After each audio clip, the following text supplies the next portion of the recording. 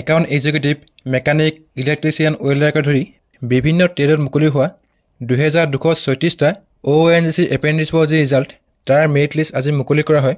যদি আপুনিও ONGC এপ্ৰেণ্টিছৰ কাৰণে এপ্লাই কৰিছিলে তেন্তে ভিডিঅ'টো শেষলৈকে চাওক। আজিৰ ভিডিঅ'ত মেৰিট লিষ্ট ডাউনলোড কৰাৰ লগতে যদি আপোনালোকৰ মেৰিট লিষ্টত নাম আহে তেন্তে আপোনালোকে নেক্সট ষ্টেপ কি কৰিব লাগিব সকলো A to Z এই ভিডিঅ'ত কৰিম। সো যদি আপুনি আমাৰ চেনেল নতুন তেন্তে চেনেলটো ছাবস্ক্ৰাইব কৰি বেল আইকনটো প্ৰেছ কৰি ল'ব যাতে আহিবলগীয়া এনে ধৰণৰ গুৰুত্বপূৰ্ণ আৰু ইনফৰ্মেটিভ ভিডিঅ'ৰ নটিফিকেশ্যন আপোনালোকে মিছ নকৰে। ৰিজাল্টৰ মেৰিট লিষ্ট ডাউনলোড কৰিবৰ কাৰণে আপোনালোকৰ মোবাইলৰ গুগল ক্ৰমত গৈ ONGC ৰিজাল্ট টাইপ কৰি সাৰ্চ কৰিব।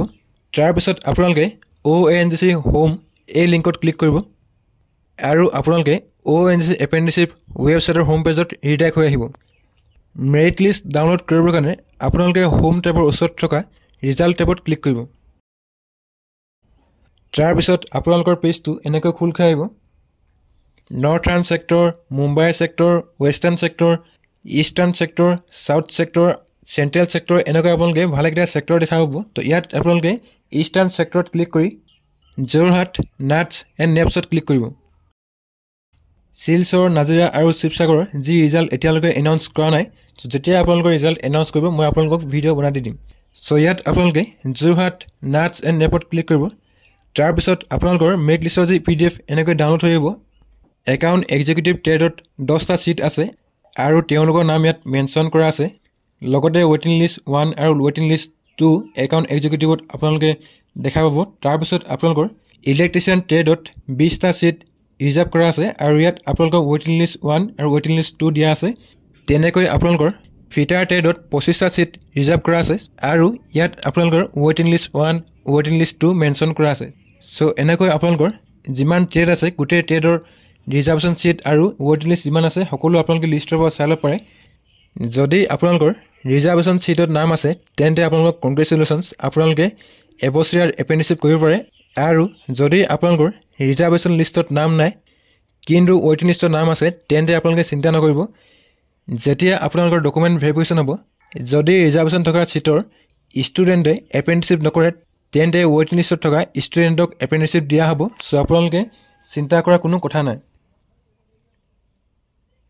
ইয়াৰ পিছত আপোনালোকৰ ডকুমেণ্ট ভেৰিফিকেশ্যন হ'ব। প্ৰুফ অফ ডেট অফ বাৰ্থৰ কাৰণে আপোনালোকে ক্লাছ 10ৰ চাৰ্টিফিকেট বা বাৰ্থ চাৰ্টিফিকেট নিব লাগিব আৰু প্ৰুফ অফ আইডেণ্টিটিৰ কাৰণে আধাৰ কাৰ্ড, ভোটাৰ কাৰ্ড বা পাছপৰ্ট চাইজ ফটো যিকোনো এখন ID কাৰ্ড আপোনালোকে নিব লাগিব। প্ৰুফ অফ ৰেচিডেঞ্চ বা ডমিকেল কাৰণে আপোনালোকৰ আধাৰ কাৰ্ড, ভোটাৰ কাৰ্ড, ডমিকেল চাৰ্টিফিকেট বা আপোনালোকৰ কলেজ ইনষ্টিটিউটৰ কোৱালিফিকেশ্যন চাৰ্টিফিকেট হ'লে আপোনালোকে হৈ যাব। লগতে যেতিয়া আপোনালোকে নাটছ বা নাটছত আপোনালোকৰ এপ্ৰেণ্টিছশ্বিপ এপ্লাই কৰিছিলে সেই ফৰ্মখন আপোনালোকে প্ৰিণ্ট কৰিব লাগিব। তাৰপিছত আপোনালোকৰ self declaration form NXRB, medical fitness certificate NXRC, লগতে আপোনালোকৰ field vendor code form NXRD আপোনালোকে লৈ যাব লাগিব। এইখন হৈছে আপোনালোকৰ NXRB form apprenticeship training 2023 to 2024। ইয়াত আপোনালোকৰ এইখন হৈছে আপোনালোকৰ NXRB ফৰ্ম। ইয়াত আপোনালোকৰ নেম, ছিগনেচাৰ সকলো লাগিব। তাৰপিছত এইখন আপোনালোকৰ মেডিকেল চাৰ্টিফিকেট NXRC ফৰ্ম। এই দুখন হৈছে আপোনালোকৰ মেডিকেল ফিটনেছ পেৰামিটাৰ্ছ ফৰ্ম আৰু এইখন হৈছে আপোনালোকৰ NXRD ভেণ্ডৰ কোড ফৰ্ম। এই গোটেই ফৰ্মকেইখন আপোনালোকে প্ৰিণ্ট কৰি ডকুমেণ্ট ভেৰিফিকেশ্যন টাইমত আপোনালোকৰ date of birth proof, identity proof আৰু ৰেচিডেণ্ট প্ৰুফ লগতে আপোনালোকৰ এডুকেশ্যনেল চাৰ্টিফিকেট সকলো আপোনালোকে প্ৰিণ্ট কৰি লৈ যাব লাগিব। যদি আপোনালোকৰ এই ফৰ্মকেইখন ফিল আপ কৰোঁতে কিবা অসুবিধা হয় তেন্তে কমেণ্ট বক্সত কমেণ্ট কৰিব, মই আপোনালোকৰ কাৰণে ভিডিঅ' বনাই আনিম। সো আজিৰ ভিডিঅ'ত ইমানেই আছিল। যদি আপোনালোকে ভিডিঅ' চাই ভাল পালে তেন্তে ভিডিঅ'ত এটা লাইক কৰিব আৰু আপোনালোকৰ বন্ধুবৰ্গৰ লগত শ্বেয়াৰ কৰিব। ভিডিঅ'টো প্ৰথমবাৰ শেষলৈকে চোৱাৰ কাৰণে ধন্যবাদ।